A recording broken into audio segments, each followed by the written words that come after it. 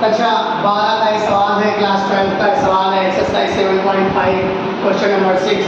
इससे बच्चे बड़ा कंफ्यूज रहते हैं कि सर हमको ये सवाल नहीं आता है, बहुत कठिन सवाल लगता है मुझे। तो मैं उनको ये बताना चाहूँगा बच्चों, घबराने की कोई ज़रूरत नहीं है, बस इस सवाल को थोड़ा सा समझिएगा। ये समझने वाली बात ये है कि अगर मान लीजिए ऊपर में 1 माइनस एक्स स्क्वायर है और आपने मल्टीप्लाई किया x को 1 से x हो गया और इसको इससे मल्टीप्लाई किया तो क्या हो गया बच्चों, ये 2x स्क्वायर है। इस बात का ध्यान रखना, कभी भी अगर ये जो है पार्शली फ्रैक्शन करके, पार्शली फैक्टर करके इसका डिफरेंशिएशन इंटीग्रेशन किया जाता है, पार्शली फ्रैक्शन करके, पार्शली फ्रैक्शन करके मीन्स नीचे अगर कोई क्वाड्रेटिक क्वेश्चन दी गई है तो उसको अलग उसके फैक्टर्स निकाल करके फिर a अपॉन b मान करके सब किया जाता है। मैं आपको बताता हूँ सवाल को, लेकिन वो परेशानी यहाँ पर आ जाती है जब पावर दोनों में सेम होने की, दोनों में सेम पावर है, यहाँ परेशानी बचती है। तो ये सवाल जो हम आपको बता रहे हैं ये इतना इम्पोर्टेंट है कि इसी तरीके के सवाल पेपर में भी आते हैं। तो आपको करना ये है कि 1 माइनस एक्स स्क्वायर को डिवाइड कर देना है, न्यूमरेटर को डिनोमिनेटर से डिवाइड कर देना है, माइनस 2x स्क्वायर और प्लस x से डिवाइड कर देना है। देखना आपका सवाल कितना आसान हो जाता है।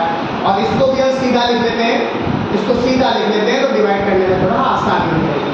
हमको सबसे पहले काटना क्या है, एक्स स्क्वायर को खत्म करना है, तो हम क्या करेंगे 1/2 से मल्टीप्लाई करा देंगे, 1/2 से इसको मल्टीप्लाई करा देंगे तो यहाँ आ जाएगा माइनस का x square because of that minus कहाँ पर भी प्लस माइनस माइनस होगा।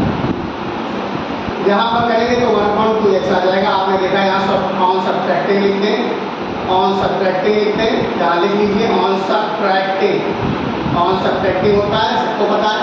यहाँ कट गया, यहाँ बचा 1 माइनस 1/2x, इतना बचा कि नहीं बचा।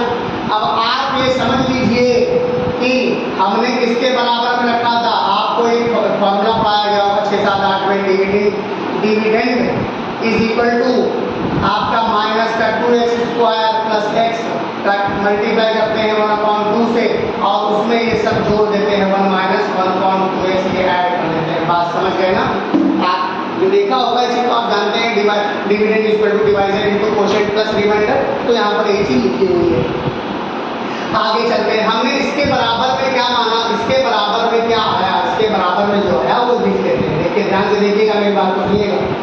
2x स्क्वायर प्लस x का मल्टीप्लीकेशन आया 1/2 में, आया कि नहीं आया, और प्लस में हमने क्या किया 1 माइनस 1/2x ऐड कर दिया, अपॉन में हमारा वही आ जाएगा x minus 1 minus 2x square. जो ये लिखा है वही ये लिखा है, घबराइएगा नहीं, ध्यान दीजिएगा। जो ये लिखा है वही ये लिखा है, जो ये लिखा वही तो ये लिखा है, यही को सीधा लिखा है मैंने। बस इसको अलग अलग पार्ट्स में डिवाइड कर देते हैं, अलग अलग पार्ट्स में डिवाइड कर देते हैं। 1/2 में x 1 माइनस 2x स्क्वायर और प्लस में यहाँ अलग कर देंगे, यहाँ अलग कर देंगे और dx सब में लिखते रहेंगे। यहाँ पर भी dx लिख लीजिए, यहाँ पर भी dx लिख लीजिए और यहाँ x minus 1 minus 2x square यहाँ लिखते रहेंगे। 2x सॉरी, यहाँ 2x है, यहाँ 2x है, गलती से हो गई है और मल्टीप्लाई करने का स्क्वायर कर दिया तो यहाँ पर क्या होगा, ये पूरा कट जाएगा। यहाँ पर 1/2 dx आ गया और यहाँ पर आया मेरे बच्चों 1/1 माइनस 1/2x अपॉन में x एंड 1 माइनस 2x, ये आया। आप इतना तो समझ ही गए होंगे। अब मैं इसको मिटाना मुझे पड़ेगा, ये थोड़ा बड़ा सवाल है, आप स्क्रीनशॉट ले करके इस सवाल को अपना समझ सकते हैं। ये चीज़ जो मैंने लिखी थी ये मैं यहाँ पर मिटा दे रहा हूँ, आप समझिएगा जरा। ये हटा दिया मैंने यहाँ पर से, हटा दिया मैंने यहाँ पर से और इसको नीचे तक सवाल को ले जाएंगे, देखिएगा। तो इसका तो इंटीग्रेशन 1/x हो गया, आप मान लीजिए इसका इंटीग्रेशन हो गया। अब इसका इंटीग्रेशन हम यहाँ करेंगे, थोड़ा सा देखिएगा। 1 माइनस 1/2x अपॉन में x 1 माइनस 2x, इसके बराबर में dx है, मानेंगे a upon x plus b upon में 1 माइनस 2x। ये इस बात से आपको सहमति होंगे हमारे, dx यहाँ लगाते रहो, dx लगाते रहो, dx लगाते रहो। अब देखो बच्चों सबसे पहले 1 माइनस 1/2x ये अलग कर लेंगे, x 1 माइनस 2x एक ब्रैकेट में कर लेंगे और यहाँ पर एलसीएम लेते हैं, x 1 माइनस 2x का एलसीएम लेंगे, a के साथ में 1 माइनस 2x प्लस b के साथ में x रहेगा और ये कैंसिल हो जाएगा। 1 minus 1/2x is equal to a का मल्टीप्लाई, फिर 2ax का मल्टीप्लाई और प्लस bx का मल्टीप्लाई, bx से मल्टीप्लाई bx हो जाएगा। बात समझ में आ रही है? अब इसके बाद दिखेगा नहीं आपको तो हम आगे लिखते हैं इधर से।